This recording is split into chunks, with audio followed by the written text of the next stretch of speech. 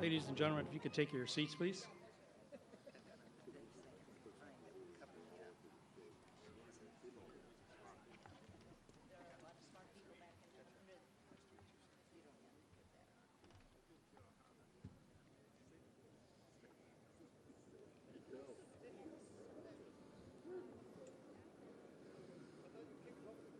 Good afternoon, ladies and gentlemen. I'm Jim Knotts, and on behalf of the Vietnam Veterans Memorial Fund, I would like to welcome you to our annual Memorial Day ceremony at the Wall. Before we begin, I'd like to recognize some of our guests here today. First, welcome home to all of our Vietnam veterans.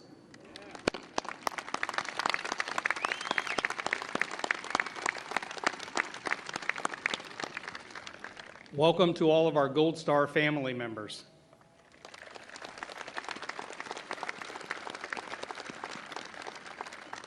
Welcome to all of the folks in town for Rolling Thunder.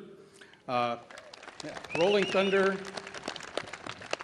was founded over 30 years ago, and the event is actually a demonstration and protest to bring awareness and accountability for POWs and MIAs left behind.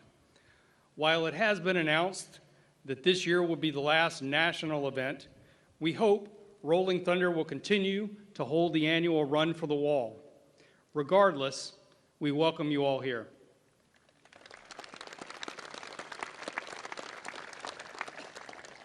On a more personal note, welcome to the family of Steve Davenport. Steve was a longtime friend of VVMF who died unexpectedly a few months ago.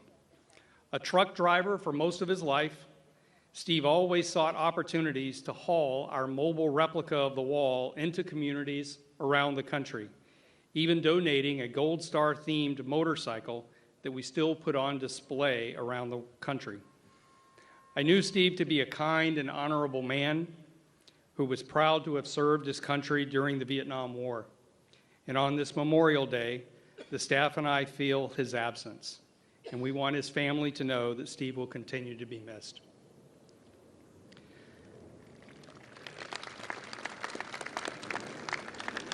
To begin our ceremony, I'd like to introduce our chaplain to provide today's invocation, Lieutenant Colonel Todd Wolf. Thank you, sir.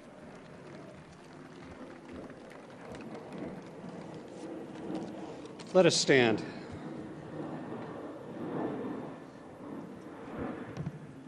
Dear Lord, please be in our midst.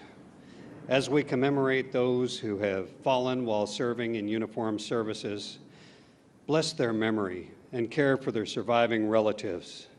Lest we forget, let those who have physically died as a result of service-related issues be honored and their relatives be provided for equitably as a result as well.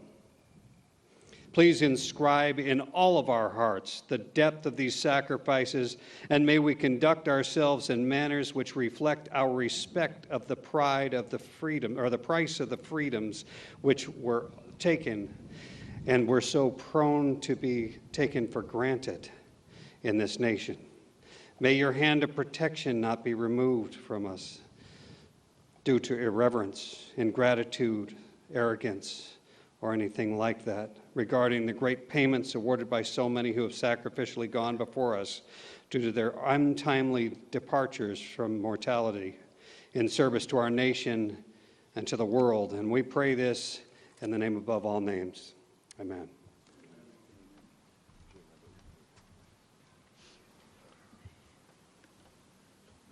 Please remain standing and welcome the Marine Corps Color Guard for the presentation of the colors. Please remain standing until the colors have departed. Color Guard, present the colors.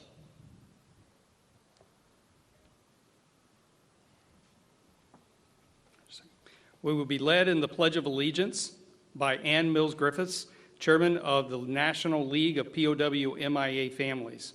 She will be followed by the National Anthem performed by Master Sergeant Kevin Benier.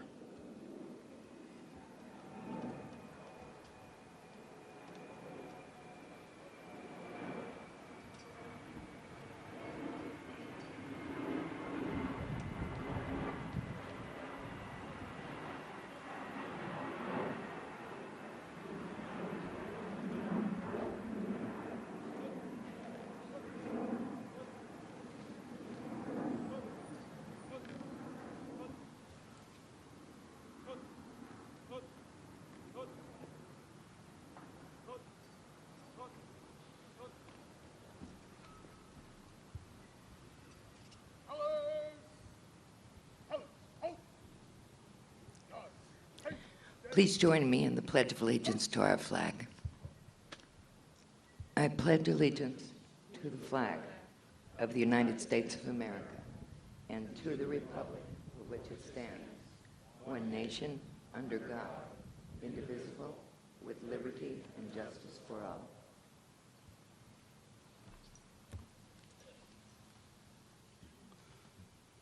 Oh, say, can you see by the dawn's early light what so proudly we hailed at the twilight's last gleaming, whose broad stripes and bright stars through the perilous fight o'er the ramparts we watched were so gallantly streaming,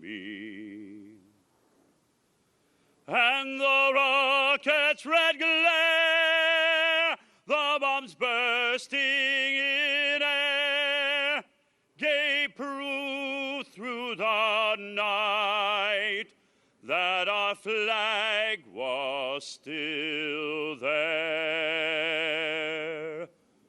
Oh, say does that star-spangled banner yet wave o'er the land of the free and the home of the brave.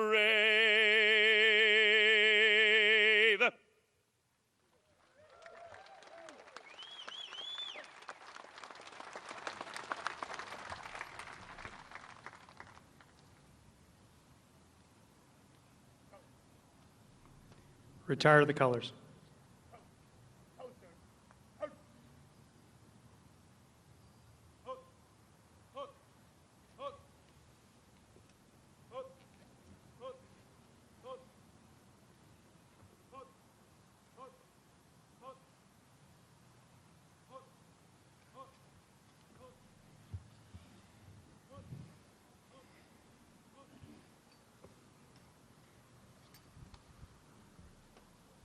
Everyone, please be seated. Thanks to Ann and also Master Sergeant Bernier. This is not the first time that we've had the honor of having Master Sergeant Bernier sing our national anthem here, but we actually have requested the Corps assign him permanently to this position. The Commandant and I are still going back and forth on that one, so hopefully I'll have some good news for you at Veterans Day. The National League of POW-MIA Families is commemorating its 50th anniversary this year. That's 5 decades of dedication to our prisoners of war and to repatriating our missing and returning, all recoverable remains of those who served in Southeast Asia. Anne, now a Gold Star sister, as her brother was recovered last year, will be a part of our reading of the names in a few moments. She is escorted today by retired Air Force Major General Kelly McCaig, who currently serves as the director of the Defense POW-MIA Accounting Agency. Anne's brother was lost in a 1966 aircraft crash over water. There was little hope he would ever be recovered. However, through the work of DPAA, he was recovered and returned home. They do amazing work, and we want to recognize DPAA for their work and the League for its extraordinary efforts for 50 years in standing for those who served.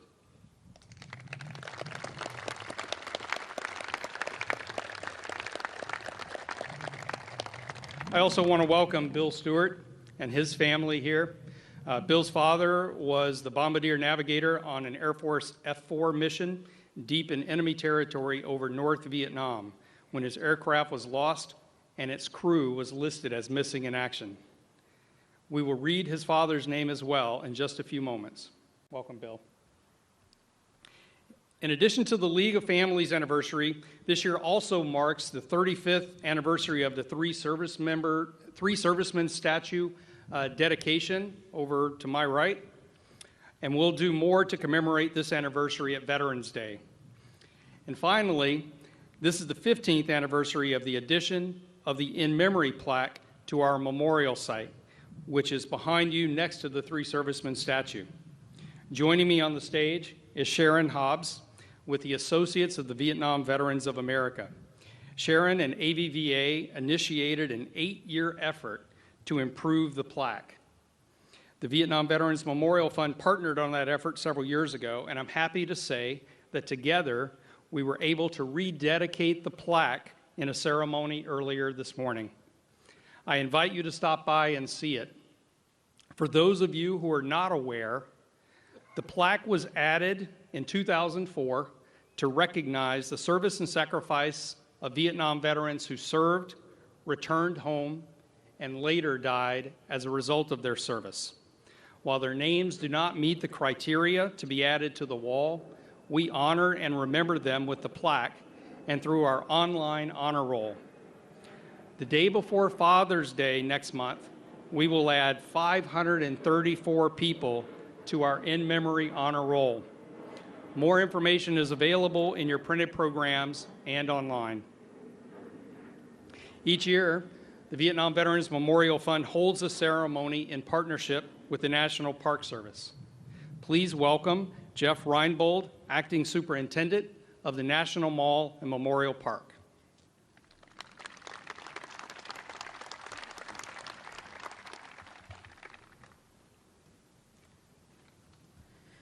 Good afternoon, veterans, families, honored guests. On behalf of the National Park Service, it is my pleasure to welcome you to the Vietnam Veterans Memorial, which was conceived and built on behalf of a grateful nation to honor and to recognize the more than 3 million American men and women who served in that conflict. I'd like to offer a special welcome to the veterans and their families who are with us today. Welcome to your Vietnam Veterans Memorial. I am humbled to spend this day with you. This memorial is one of more than 400 sites that the National Park Service oversees, including 85 battlefields, military parks, and monuments to those who have defended our country. But this one is unique.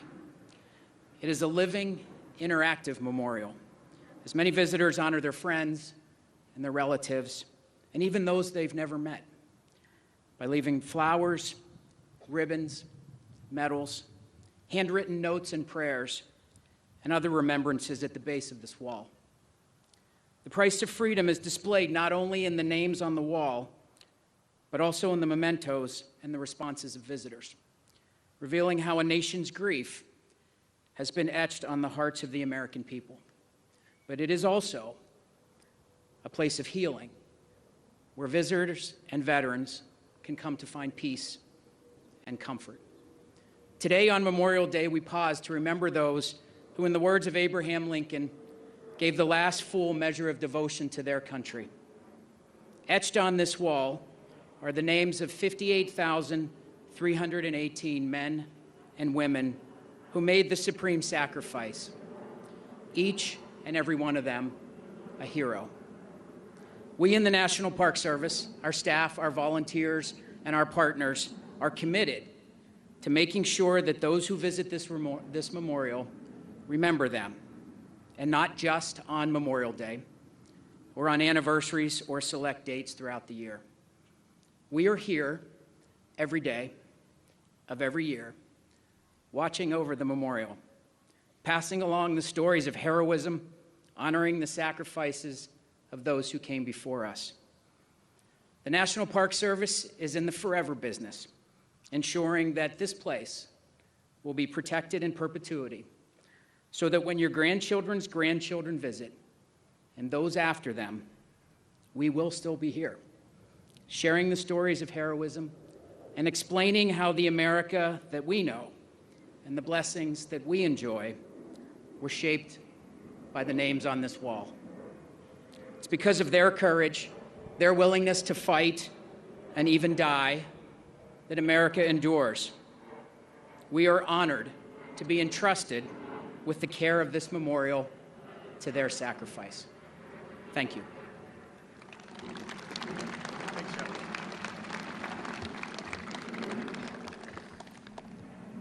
You know, Memorial Day is about remembering those who made the ultimate sacrifice and our promise to never forget them. The Vietnam Veterans Memorial Fund remains committed to keeping that promise. There are many Gold Star family members with us here today,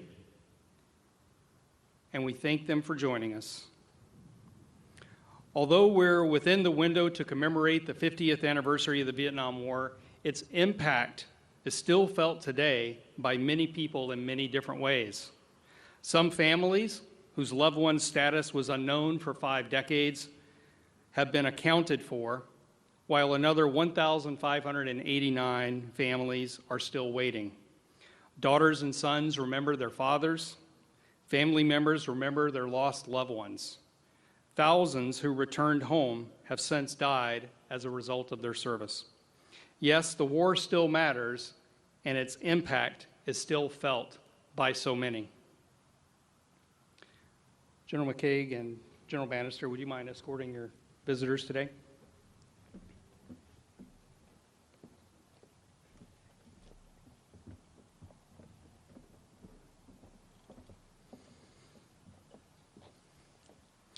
While they're getting into place, I'll explain that the care and preservation of the memorial site is part of VVMF's core mission.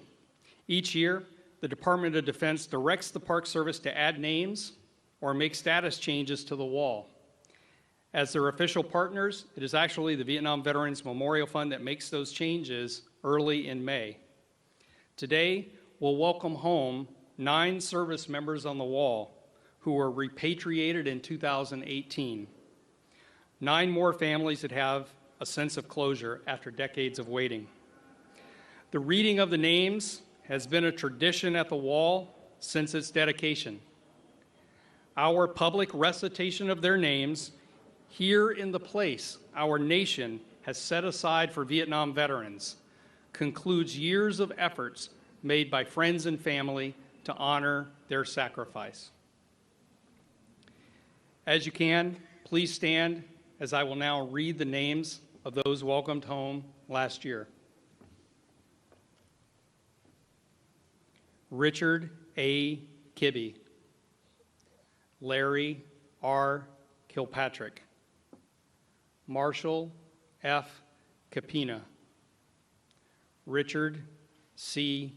Lanham, Frederick M. Mellor, James B. Mills, Robert G. Knopp, Richard W. Podell, Peter J. Stewart.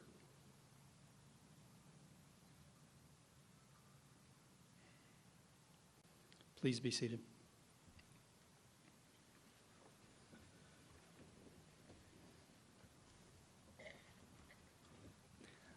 While we welcome these 9 home, I call your attention to the empty chair placed on our stage. Here is a symbol of the 1,589 Americans still unaccounted for from Southeast Asia. The mission continues to achieve the fullest possible accounting.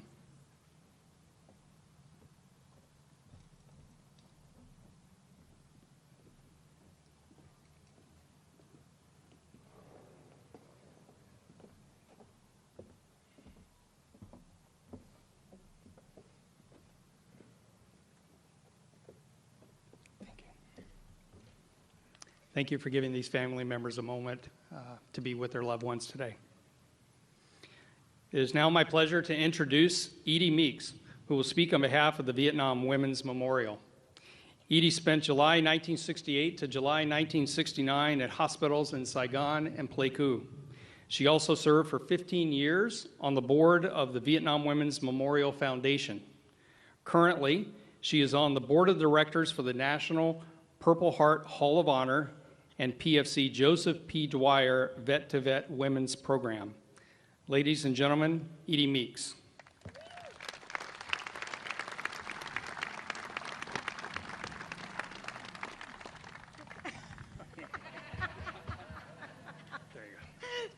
you.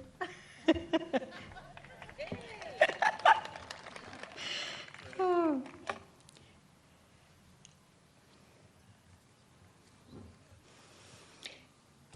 Every time I come to the wall, I go to the sections July 1968, July 1969, and talk to my boys.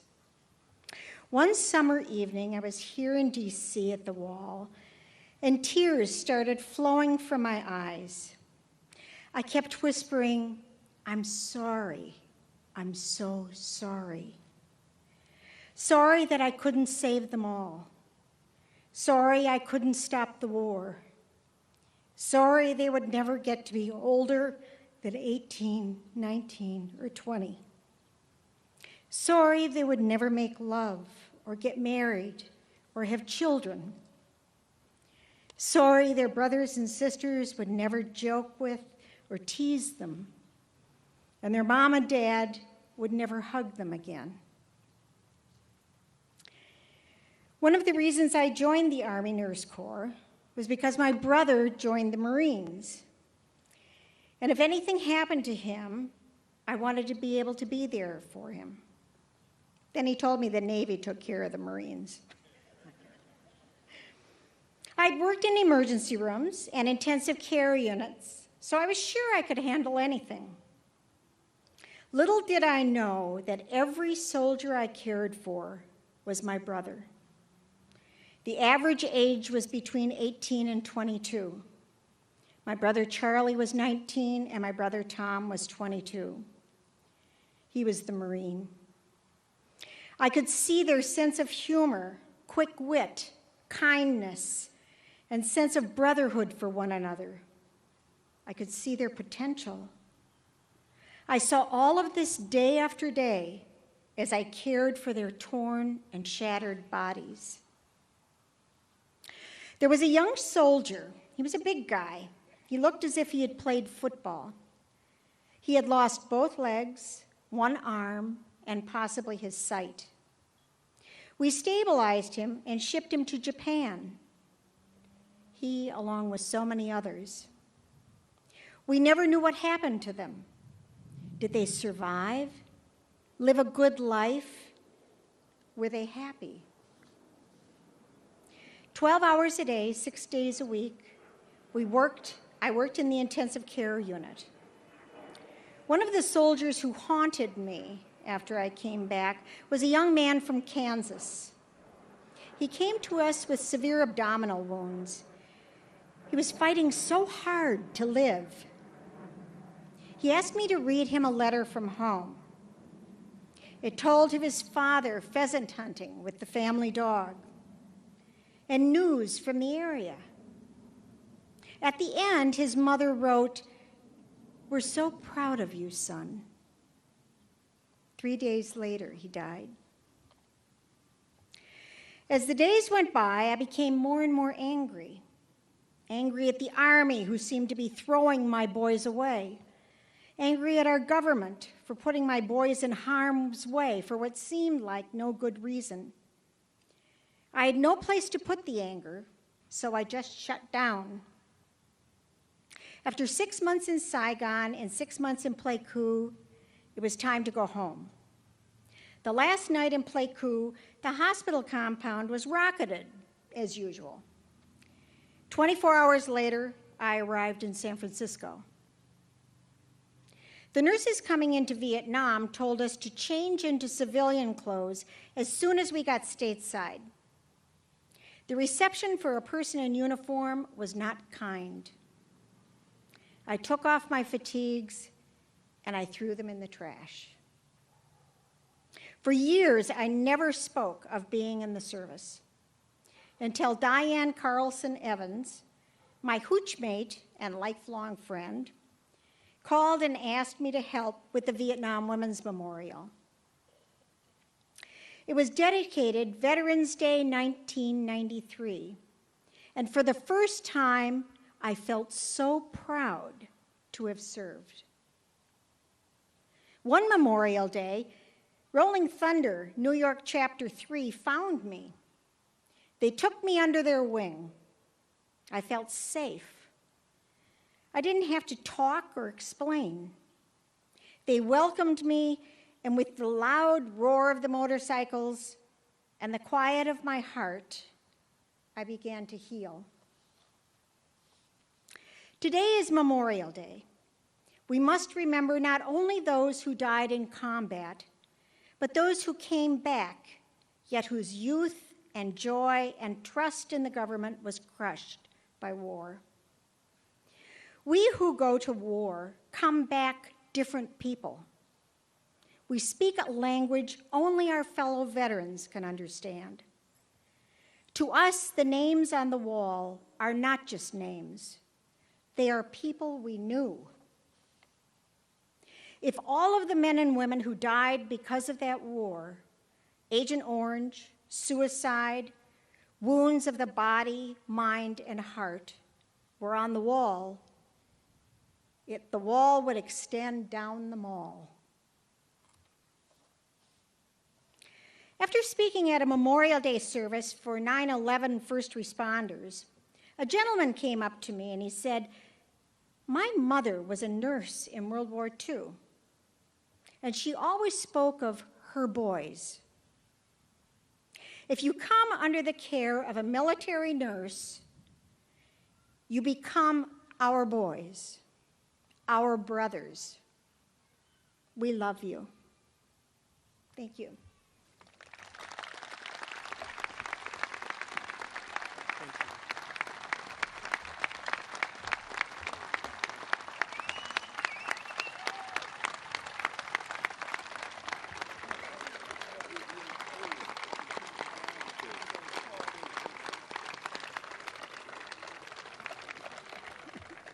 Thanks so much, Edie.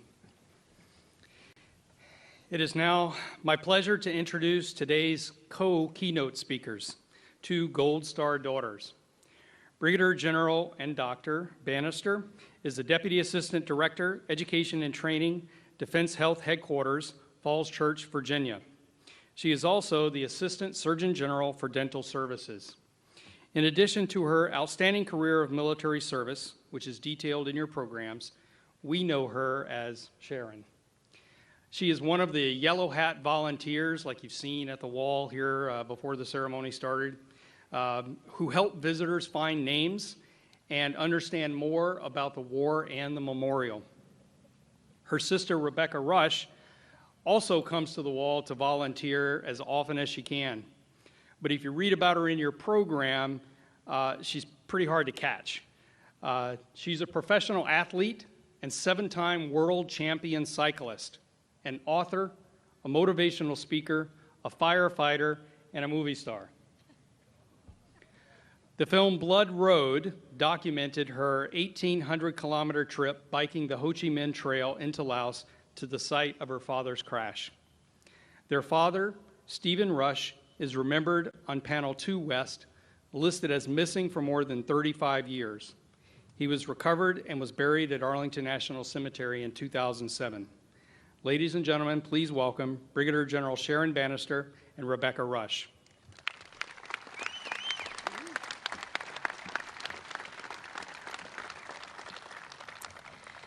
First of all, to the Vietnam Veterans Memorial Fund, thank you for letting us speak tonight. Today. We've had very different journeys, but the destination was the same place. We really wanted to get to know our dad better. So a little background, he obviously said I'm serving the military uniform, also kind of gives that away. But I didn't come in because of my dad, and this isn't in my speech, but I'm going to share a little bit about how my journey started, because Rebecca's going to go over hers in detail as well. So I came in, I went to dental school, it wasn't on a scholarship. I just at the end decided that I would come in and serve. Mainly, full transparency, was for an AGD. It was for an extra year of school. Yes, I was a military brat, but when you look at the timing, we weren't military children for long.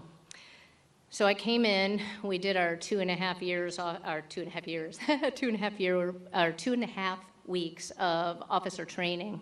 And at the end, we always have a dining in. And for those that wear the uniform, dining in, you're in your mess dress, you're in your fancy uniform that does not have your name tag on it.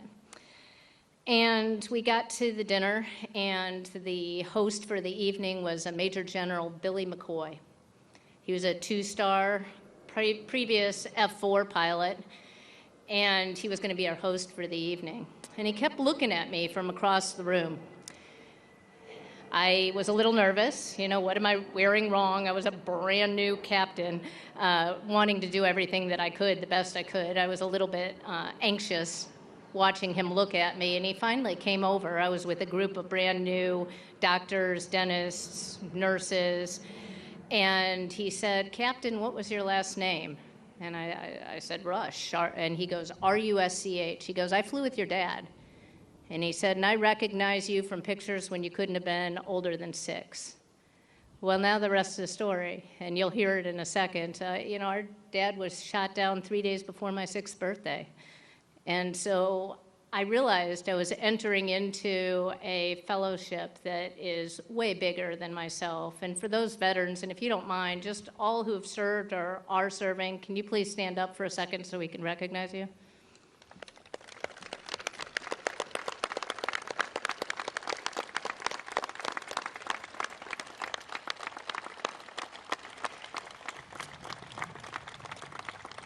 We owe all of you so much, and for the Vietnam veterans, I know that you haven't always been thanked. One of the reasons I volunteer is because you need to be thanked. I want to be there. I want to hear your stories. And I know that the Vietnam War, you can talk about the war, whether you agree with it, whether you disagree with it. It's the names on the wall that make this memorial so incredibly special. Now, for those of you that do know me, and some of you have been forced to listen to my talks before, I am not a scripted person, but today is really important. I don't talk on Memorial Day. It's a hard day for me. I'd love to say that you get over it over time, but you really don't. The hurt is there all the time, and I want to make sure that what I say recognizes the 58,000 new number, 276 people on the wall. We recently went through an audit and cleaned up the number, so I had to remember, which is a little difficult. But I'd like to share a couple words with me, and then I'll hand it off to Rebecca to share her part of the journey, just to set the stage.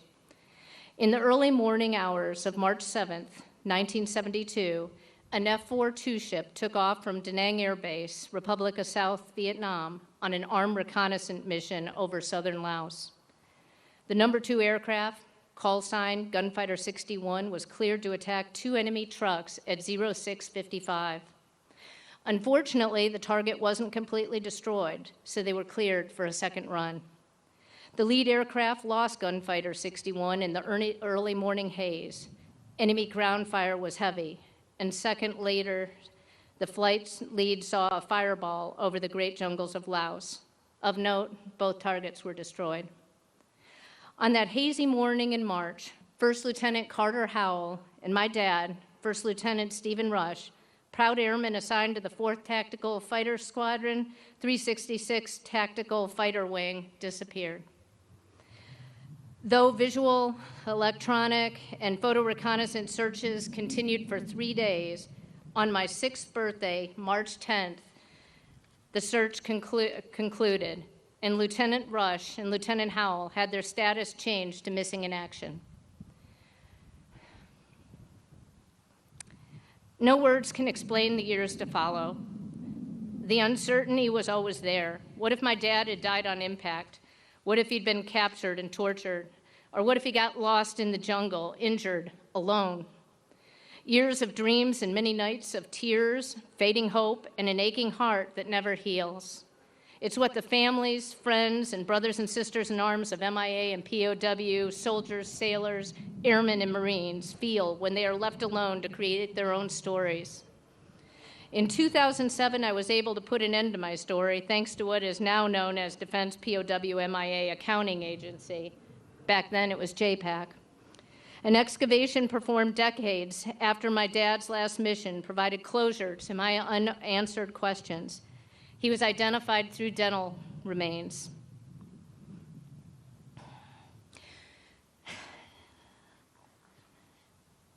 The dental remains were found at the crash site, and I was blessed to have the honor to go be his escort, bring him home from Hawaii to Arlington National Cemetery, where he rests today.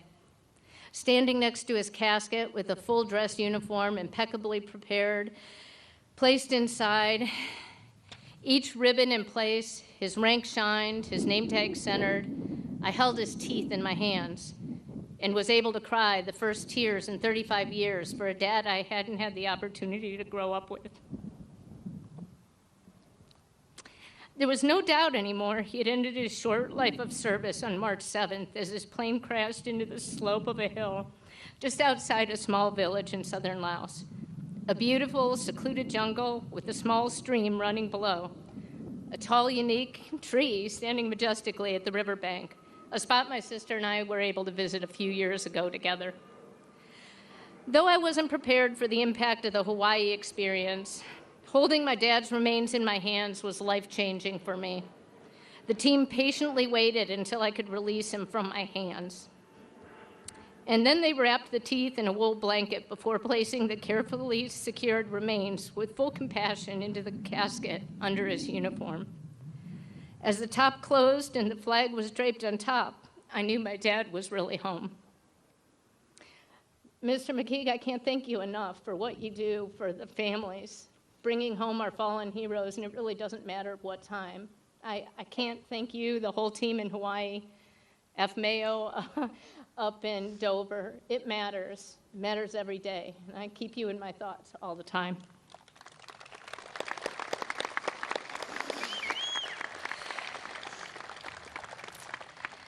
This year, we are fortunate to change an additional 9 crosses on the wall to diamonds, welcoming home 9 more of our heroes who gave the life for our country, several of the families who you were able to meet earlier today. But there's still many who have not returned and whose stories still need an end. As we pause today in remembrance for our fallen, including the 58,276 names on the wall behind us, I'd ask you to think of those who are still missing, and please keep them, their families, and their friends in your thoughts and hearts. Never let them be forgotten.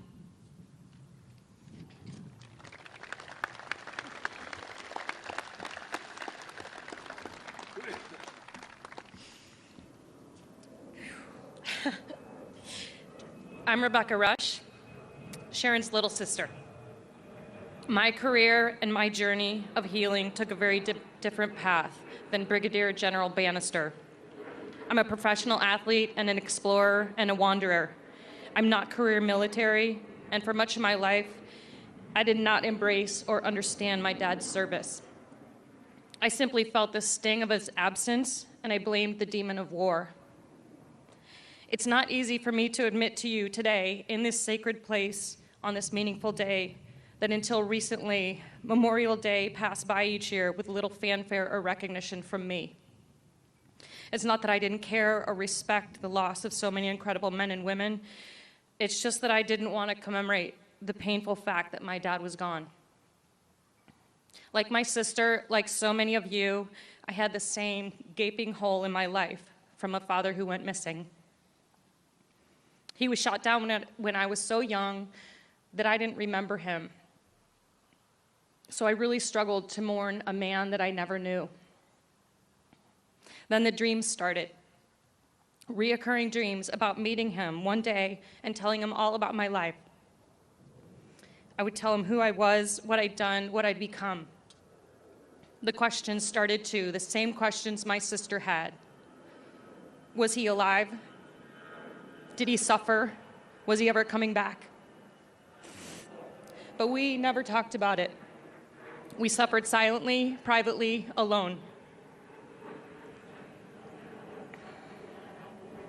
In 2007, when his teeth were finally identified from the crash location, I did not find closure like so many people said would happen. Instead, when I learned that he died 47 years ago in the jungle near the Ho Chi Minh Trail, that's when my relationship with my dad really began. Knowing what happened to him that day was not an ending, but a beginning. Not closure, an opening. Dad's remains came home, and the symbol next to his name on this memorial was changed to a diamond. An Air Force service in Arlington welcomed him back. His journey was over, but mine was just beginning. My journey to finally get to know him, and so I went searching. As a professional athlete and cyclist, I went to find my dad and connect with him in the only way I knew how, by riding my bicycle to the place where he died. With maps in hand, I embarked on an arduous physical and emotional journey, a pilgrimage. I went to ride my bike 1,200 miles, the entire length of the Ho Chi Minh Trail, through Vietnam, Laos, and Cambodia. The very path that the Vietnamese soldiers took nearly a half-century ago. The map coordinates that were recorded for his crash in 1972, it was like a magnetic force that was pulling me there. What I found there deep in the jungle were pieces of his F-4 Phantom plane. I found a beautiful old tree next to a stream along a hillside. I also found his spirit there. In that place, I felt close to him for the first time in my life.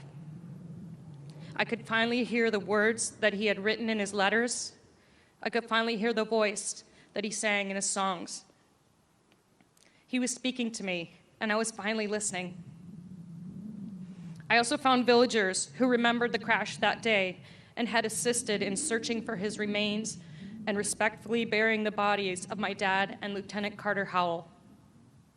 They welcomed me and shared tears of emotion, even though we didn't speak the same language and supposedly we were on opposite sides of this conflict. I also found a missing piece of myself and a new understanding of Dad's message to me.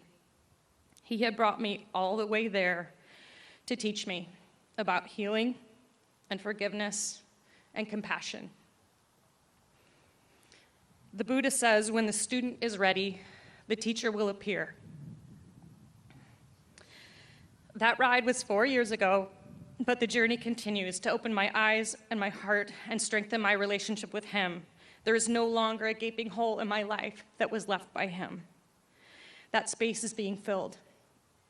I finally got to know my dad through the trail, through the villagers in Laos, through veterans who served alongside him,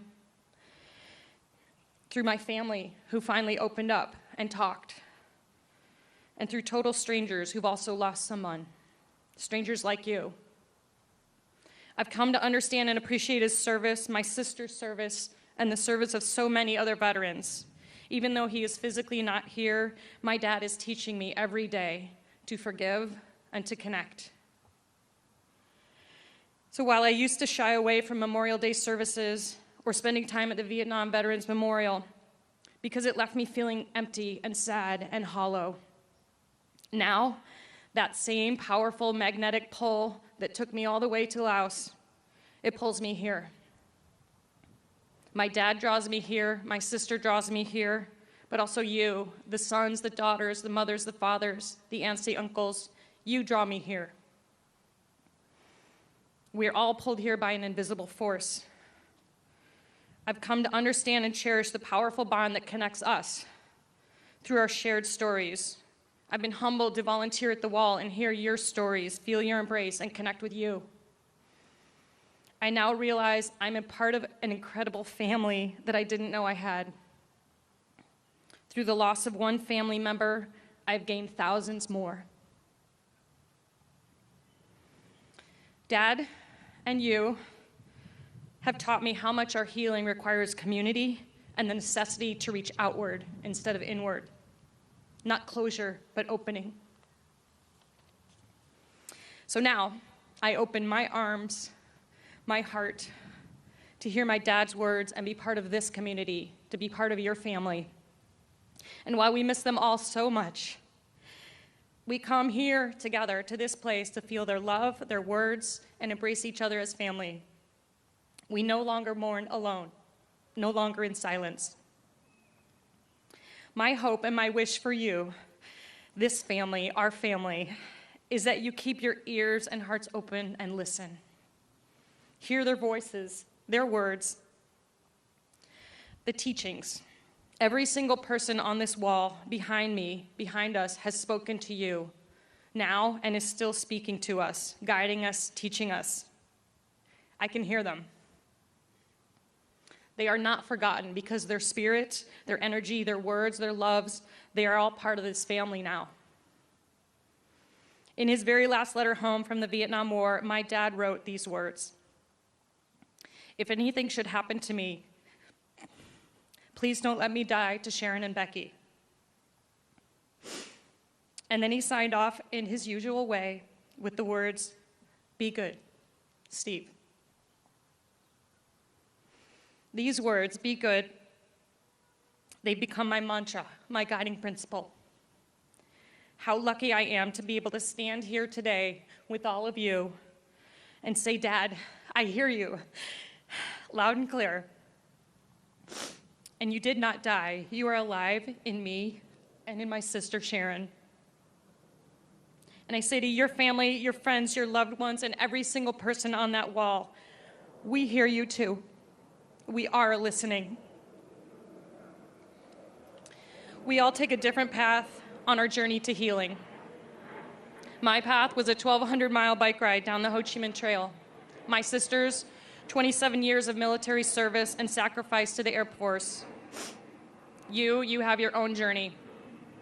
But ultimately, we all end up in the same place.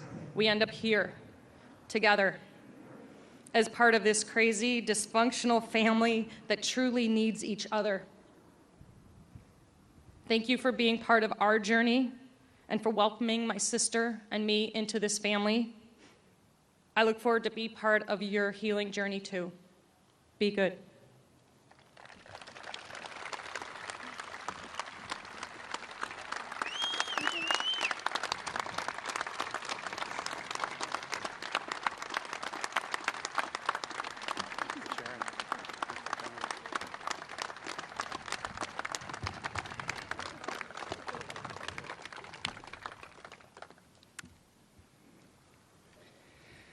Thank you, ladies. I now ask all of those who are participating in laying of the wreaths today to take your positions. And while they get in position, I'd like to give my personal thanks to all of our Yellow Hat volunteers who do so much to honor and remember our veterans every day.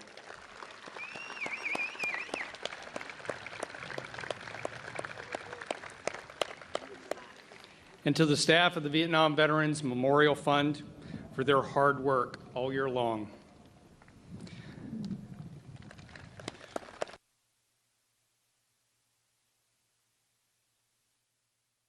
I want to thank a small army of DVMF volunteers around the country who have been working for years to find photos of those listed on the wall for our online Wall of Faces. These volunteers span the country, from Florida to Hawaii and many places in between. Of the 58,276 people with their names on the wall, and through the dedication and diligence of these volunteers, we now have less than 1,000 to go.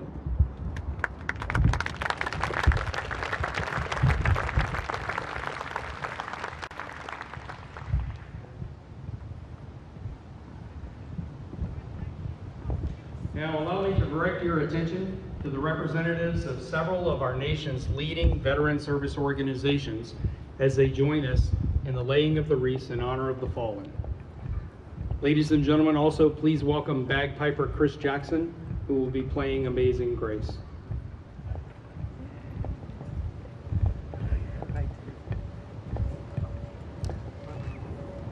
Laying wreaths. National Park Service. Vietnam Veterans Memorial Fund.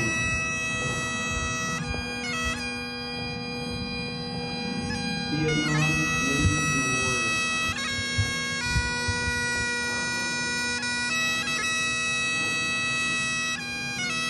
Gold Star Wives of America.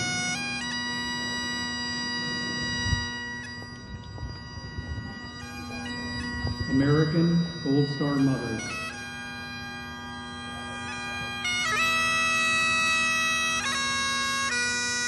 ACAC.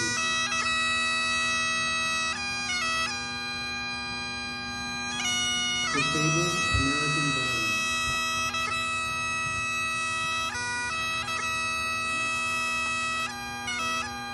Fifth Battalion, 7th Cavalry Association.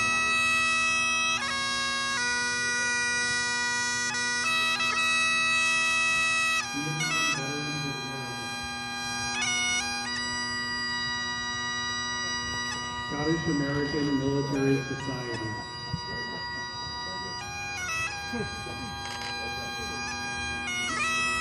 Associates of the Vietnam Veterans of America.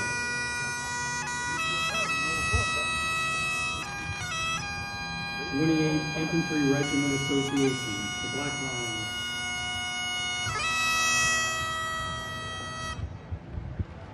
Sons and Daughters in Touch.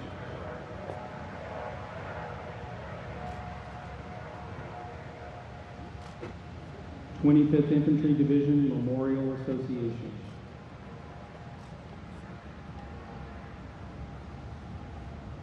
Jewish War Veterans of the United States. AMVETS. Verizon Veterans Advisory Board.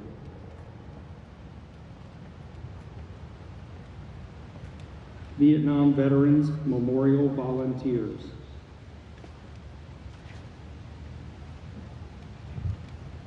National League of POW MIA Families.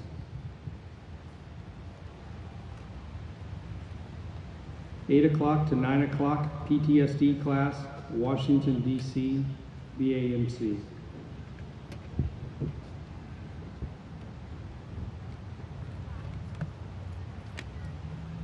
U.S. Army OCS Alumni Association.